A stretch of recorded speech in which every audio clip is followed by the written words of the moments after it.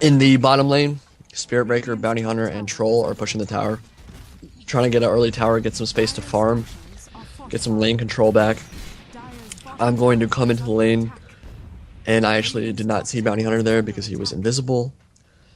And I think that was one thing we could have done a lot better this game, is get vision for the invis heroes. Bounty Hunter and Troll are really probably going to be the only people that can carry this game for the other team. And we didn't really buy too much vision for them, and I think that was a mistake. So I actually walked right by Bounty Hunter there. He's chasing me. I'm not going to fight. He can't kill me at this point, but just going to imprison him. And I'm debating whether I should go or not. We do start fighting, and Slardar just casted amplified damage on Bounty Hunter, so we have true vision on him. I cast ult. Sardar's going to stun both Spirit Breaker and Troll Warlord. I'm going to get ulted by Spirit Breaker, but one right click will finish him off. And I'm about to die here, but I pop Mechanism back to half HP, get another right click. It's a double kill, and I'm going to imprison Rubik and try to finish him off. He stole the stun from Slardar, but that's fine. One right click, and I am officially balling at this point. 8 kills at 16 minutes with a triple kill, and we're in really, really good shape at this point. So as for with Warlock's ult, we're going to push bottom, try to take that, and this is where the pause is going to happen, so we're just going to let the pause go on, but this will be edited out of the video, so me talking right now is pointless anyway. Okay, so back from that pause, a couple things I want to mention about my item build so far. One mistake I think I made was I do have power treads. Those are very good for OD, but especially for the stat gain and the ability to switch from strength to intelligence to agility. It's really good. But one thing that I neglected in this game was to change my boots from strength to intelligence, which is something that I absolutely should have done. As I've said before, the more difference there is between your mana pool and your opponents, the more damage you're going to be doing. So if I had changed it to intel there, my ultimate would have been a lot more effective in some of these team fights, and my orb effect would be more damaging as well. So that was one mistake. Although I do think the tankiness is pretty good. At this point, Bounty Hunter and Spirit Breaker are going to go on me. They can't kill me. I have Mechanism. They can all they want. They can try to do all the damage they want, but they just can't kill me. I'm so far ahead of them at this point. Spirit Breaker is only level 6, actually, and I'm level 11. So yeah, both of them barely get me down to half HP. And I just regen with my bottle room. So yeah, changing your power treads to intelligence is really important. One thing I'm not very good at is tread switching. It's something I definitely need to work on. But the other thing I wanted to say was the reason a lot of support heroes, actually, well, let me say, a lot of new players look at item builds and they think that there are certain items that can only be picked up on certain heroes. And I think it's really important in Dota to experiment with different item builds and realize that, yeah, Outworld Devourer is not a support hero by any means, and Mechanism is definitely a support kind of item. Like, you'll usually see supports pick it up, but there are certain carries that can definitely pick it up as well. And OD, like I've said, is one of those heroes. Right at this point, there are 3 of them here. I had no idea they were there, and this is going to be bad for Warlock. He's going to die. I picked up Force Staff, which is another core item on OD, but I fail here. This was a really pathetic. I Force Staffed up onto the cliff. I already mech'd, so I have the armor, but I'm trying to run away, and I'm just not going to be able to. I was really greedy of me. I went into their jungle without any vision and tried to 1v1 troll. Their whole team ended up being there, and I got punished for it. So I should not have gone in there at all, but we are actually going to be able to turn this around even though I'm dead. Lycanthrope is going to ult, turn into the big bad Wolfman, and get a kill on Rubik. So it wasn't a good trade by any means. I'm one of my team's carries. Rubik is just a support for their team, but we did end up turning it around a little bit. And yeah, like I was saying, Force Staff is a core item on Outworld Devourer.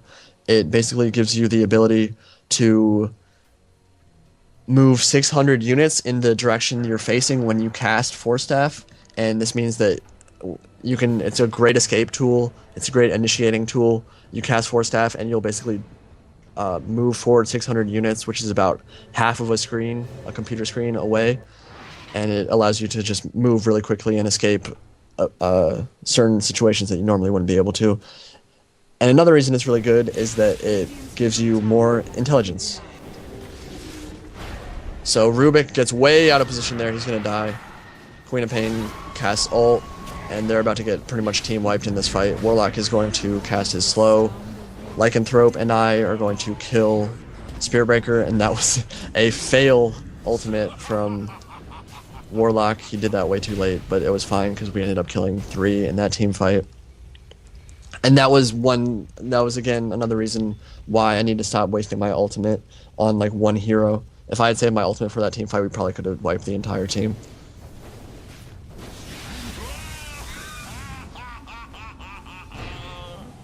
So Bounty Hunter is still walking invis amongst us, and we're pushing the tower pretty hard here.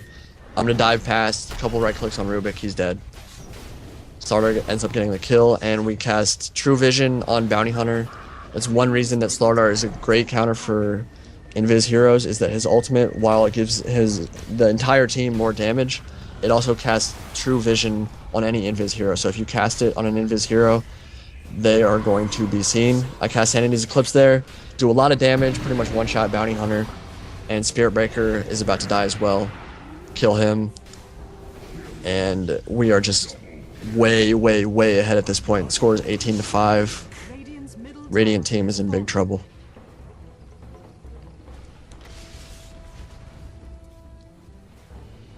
So at this point, I have Force Staff, I have Mechanism to, I would say, Mechanism isn't a core item on Outworld Devourer, but it's definitely a very good one. I have Force Staff, though, that is a core item because, again, I'm very squishy. Other high damage heroes can kill me very, very easily. So being able to stay alive with an item like Force Staff is absolutely essential. But right now, I'm going to be looking to build Sheepstick, otherwise known as Scythe of Vice in Dota 2. It grants insane mana regeneration, gives 30 intelligence, which is, I don't know exactly how much mana that gives you, but it's about, I want to say it's like 400, 500. It's a lot. It increases my mana pool by a lot. And probably the best thing about it is that it gives you a Hex. And for those who don't know, a Hex is basically any ability that allows you to turn your opponent into a little pig or a sheep. And that's one reason why it's called Sheepstick. In Dota 1, you could turn your opponents into sheeps. And that's really, really good. It basically means that any hero that you cast it on isn't going to be able to run away from you. So Lycanthrope's going to fall here. I'm going to Force Staff it in the fight. I get bashed by Troll, but I'm still alive. And my right clicks are going to be able to do a ton of damage here. Again, Slardar did a great job of casting Amplified damage on Bounty Hunter, so we have True Vision on him, even though he's invisible. Quap cast Dagger on Lion, and Lion is now dead. And Rubik is not going to be able to get away from us at this point.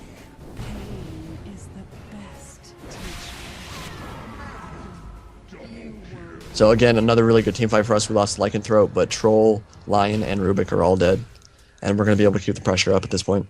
But yeah, like I was saying, Sheepstick is a hard disable, which means that your opponent cannot cast any abilities, cannot attack for, I believe, 3.5 seconds. And so Sheepstick is definitely one of those items on heroes like OD, on Queen of Pain, on the high intelligence heroes that can carry. It's an absolutely fantastic for the mana regeneration and for the Hex. So I have 2,700 gold in the bank. I believe I go over... No, actually I picked up an Ultimate Orb first. The components for a Sheepstick are, I believe, Ultimate Orb, Mystic Staff, and then a recipe. And so I'm going to pick up that Ultimate Orb first, give me plus 10 to all attributes, basically make me a lot tankier, and I'm just going to farm the top lane for a little bit. And our whole team is going to try to push the top tower and get that down. We are winning the tower game at this point. I think we have 3 towers and they only have 2, and we're about to get our 4th. So just pushing the lane at the moment, get up to that tower, and Spiritbreaker is going to tried to defend. This was not a good idea. I'm gonna force tap up and banish him, and then get in position for my ultimate, and then he is dead from one right click. Rubik just stole Sanity's Eclipse, but again, you need high int for Sanity's Eclipse, and Rubik does not have higher intelligence than me, so when he casts it on me, it doesn't do anything. So he's going to cast it right here. I'm going to banish him. He's about to cast my ultimate, but it doesn't do anything, because we all have higher intelligence than him, because we've been doing a lot better. And so Rubik is going to fall right there. And I now have 13 kills at 25 minutes. 2,000 gold in the bank. Gonna finish my sheep stick pretty soon here, and I'm gonna go on Troll Warlord. I saw him out of position, gonna banish him, and he's already at half HP, so 2 right clicks and a Slardar stun, and Troll Warlord is dead. Now Spirit Breaker, this was not a good idea from him. He's gonna use his Charge of Darkness, gonna go on Lycanthrope, who's at almost full HP, and he's gonna use his ultimate, but I'm just gonna come in, clean up, and me and Lycan are both gonna get another kill. So looking at item builds, Slardar has a Vanguard, an early Vanguard. It's not bad. He's going to be working on a BKB for the Magic community. That's a core item on Slardar. Again, Rubik gets way out of position. Banish him. And he gets stunned, and 2 right clicks. He's gone. And like you can see, my orb effect just does so much damage at this point because I have so much higher intelligence than they do. I can pretty much 3 or 4 shot any of their support heroes. And that's what pure damage is so good for. Troll's gonna come out. I'm gonna banish him as well. And I don't know why he thought he could 1v5 us, but that's not gonna work. And we're gonna finish him up. And we're gonna be able to Rax from this. So when you take a melee Rax in this game, or ranged Rax, usually you want to go for melee first, which is what we're doing. You should always go for melee first because the melee creeps are much more important at pushing lanes. It gives us mega creeps, which give less gold to the opposing team, and it automatically pushes the wave. So when you think of lane balance, when one team has mega creeps, it basically means that that lane is going to be pushing all game and keeping constant pressure up on our opponents. And every time they kill one of those mega creeps, it's going to give less gold than a normal creep would. So it's basically when you Rax, it doesn't always give you a win, but Raxing an opponent is extremely, extremely important. And usually the first team to get a melee Rax down is going to be the team to win. So this is awesome right here. I picked up our Scythe of Ice. Spirit Breaker is going to try to run away, and I'm just going to catch him, turn him into a little piggy, and ult him, which was, again, probably a waste because he was dead anyway. But I didn't want to let him charge away. So that Hex right there prevented him from getting away, turned him into a little pig, and I'm going to get a solo kill on him. So at 28 minutes in, I'm 18-1. This game is going about as well as you could possibly hope for an OD game. I've got Scythe of Ice at 28 minutes, which is really, really early. And the other team basically has no shot of winning at this point. I mean, we won this game a while ago, but we're just snowballing completely out of control at this point.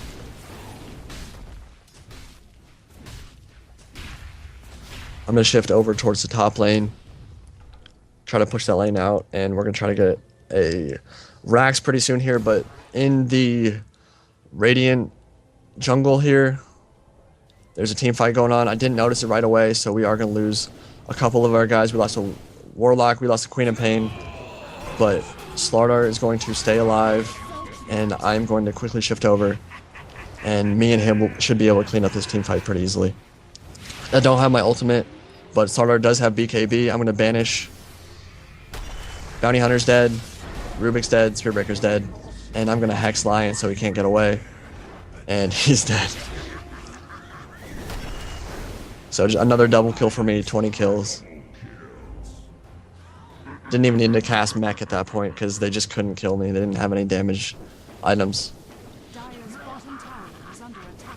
And yeah, BKB was actually really important there. Black King Bar for Slardar is really good in that fight because it basically means that Lion and Rubik, who are both very spell-dependent heroes, depend a lot on casting their abilities weren't able to do anything because BKB gives magic immunity. They cannot use any spells on him, so he can just right click away, and they just weren't able to get away from us. Radiant's top tower has fallen. Radiant's middle tower is under attack. So me and Slardar are going to push this lane and try to take top racks. Lion, Rubik, and Bounty Hunter are shifting over, and I'm going to banish Lion.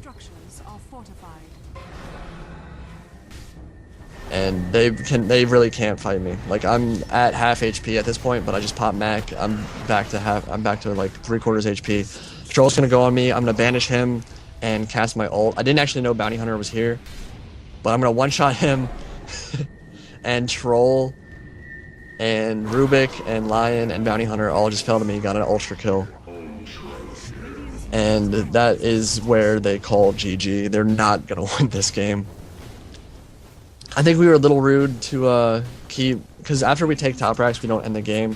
We actually take bottom racks as well. But I was kind of feeling it. I wanted to keep killing people.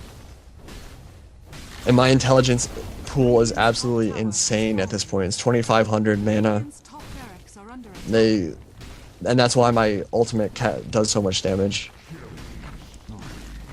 They really can't do anything. So while Lycan and Warlock and Quap push bottom lane to take the tower, me and Slardar are going to take the top racks.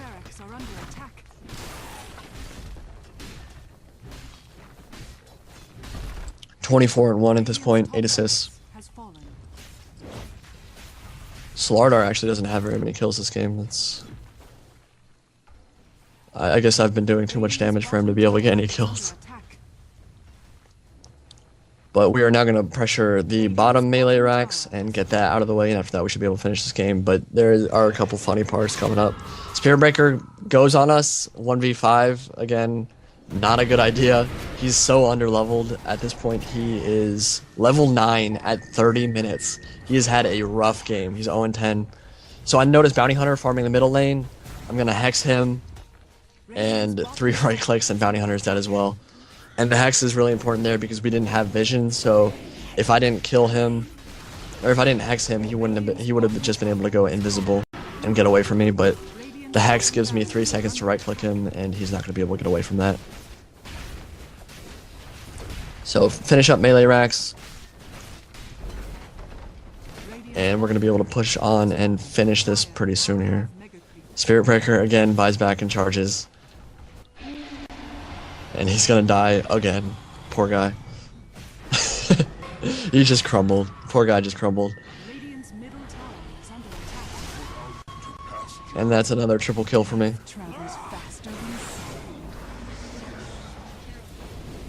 So 27, 1, and 10, 100 CS.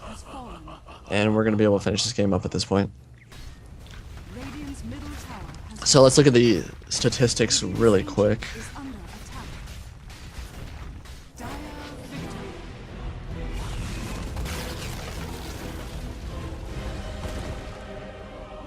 Alright, so I went 27, 1, and 10 with 612 gold per minute. Pretty decent for an Outworld Devourer. He's not a farming hero. He's definitely more of a hero-killing hero. You're not going to get a ton of creep kills as him. 754 XP per minute. That's really, really high, even for a mid-hero. And we basically just completely snowballed out of control that game. Final score was 45-8. Again, this channel is a Total War channel, and we're going to keep it that way, but I have really been enjoying Dota, and I would like to occasionally cast Dota replays. I know a bunch of you, if you don't watch Dota, you're going to have no idea what I said this game, so if you've made it to this point at the end of the replay, I urge you to, if you know nothing about the game and want to learn more about it, to watch what I put in the description, the PurgeGamer introduction to Dota. You should definitely watch that. And obviously we are going to focus on Total War. This is a Total War channel, but I think an occasional Dota game is not a bad thing for this channel. So hope you guys enjoyed that. That was my first time casting Dota. Not the easiest thing in the world because so much can happen in so fast a time, but I hope I did a decent job, and I hope you guys enjoyed it. So I will talk to you later. See you later.